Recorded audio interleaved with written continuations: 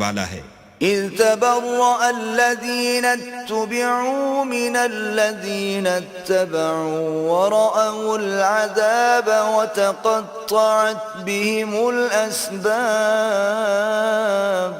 اس دن کفر کے پیشوا اپنے پیرووں سے بیزاری ظاہر کریں گے اور دونوں عذاب الہی دیکھ لیں گے اور ان کے آپس کے تعلقات منقطع ہو جائیں گے۔ وقال الذين اتبعوا لو أن لنا كرة فنتبرأ منهم كما تبرؤوا منا كذلك يريهم الله أعمالهم حسرات عليهم وما هم بخارجين من النار۔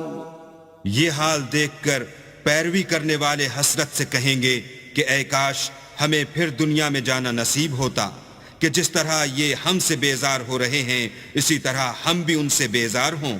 اس طرح اللہ ان کے اعمال حسرت بنا کر دکھائے گا اور وہ دوزخ سے نکل نہیں سکیں گے۔ یا ایھا الناس کلوا مما فی الارض حلالا طیبا ولا تتبعوا خطوات الشیطان انه لکم عدو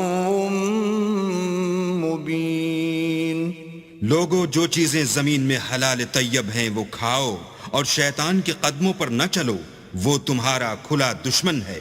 انما یأمرکم بالسوء والفحشاء وان تقولوا علی اللہ ما لا تعلمون۔